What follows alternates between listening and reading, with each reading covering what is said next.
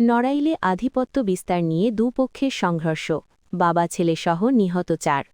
নড়াইল সদর উপজেলায় আধিপত্য বিস্তারের জেরে সিংহশুলপুর ইউনিয়নের সাবেক চেয়ারম্যান খায়ের গ্রুপ খলিল গ্রুপের সংঘর্ষে বাবা ছেলেসহ উভয় পক্ষের ৪ জন নিহত হয়েছেন।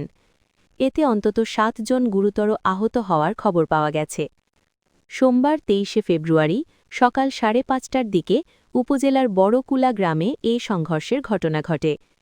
নড়াইলের পুলিশ সুপার আল মামুন সিকদার বিষয়টি নিশ্চিত করেছেন।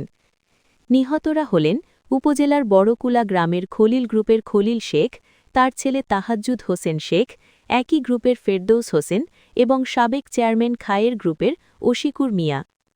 পুলিশ ও স্থানীয় সূত্রে জানা গেছে, সদর উপজেলার সিংহশুলপুর ইউনিয়নের সাবেক চেয়ারম্যান খায়ের ও খলিলের লোকজনের মধ্যে দীর্ঘদিন ধরে বিরোধ চলে আসছিল। এর জেরে সোমবার ভোরে বড়কুলা এলাকায় দুপক্ষের মধ্যে রক্তক্ষয়ী সংঘর্ষ হয়। এতে দেশীয় অস্ত্রের আঘাতে ঘটনাস্থলেই খলিল গ্রুপের রহমান খলিল, তার ছেলে তাহাজ্জুদ হোসেন এবং একই পক্ষের ফেরদৌস হোসেন মারা যান। এ সময় গুরুতর আহত অপর পক্ষের সাবেক চেয়ারম্যান খায়ের গ্রুপের ওশিকুরকে আহত অবস্থায় উদ্ধার করে নড়াইল জেলা হাসপাতালে নিয়ে গেলে জরুরি বিভাগের চিকিৎসক তাকে মৃত ঘোষণা করেন।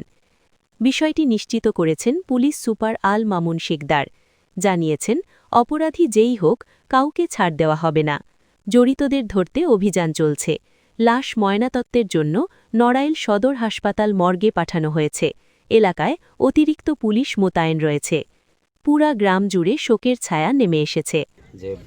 এই যে ভিকটিম পক্ষ যে তারা এবং এই আক্রমণকারী গ্রুপ তারা একসময় একই গ্রামে বসবাস করত, কিন্তু তাদের এই দ্বন্দ্বের কারণে তারা এখন এখান থেকে ৩-৪ কিলো দূরে এখানে এই যে বড়কলা এই জায়গাটার নাম, এখানে এসে বসবাস করতেছে। কিন্তু তাদের দ্বন্দ্বের কারণেই তারা কোনো রকমের কোনো ছাড়াই এই অতর্কিত হামলা করলেন তাদের বাড়িতে এসে। পুলিশের ব্যবস্থা কি? আমরা অবশ্যই যারা এই ন্যাক্কারজনক ঘটনার সাথে জড়িত তাদের প্রত্যেককে আমরা গ্রেফতার করব এবং আইনের আওতায় আনব।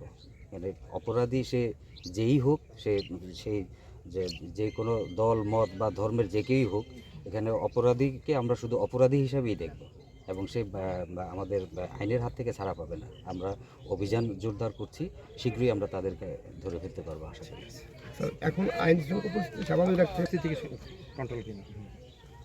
এখন এখানে যেহেতু এরকম একটা মারামারির পরে এখানে ৩ জন মার্ডার হয়ে গেছে, এখানে লোকজনের মধ্যে একটু উত্তেজনা আছে। ৩ জন এই গ্রুপের, একজন ওই গ্রুপের, তো এলাকায় উত্তেজনা আছে।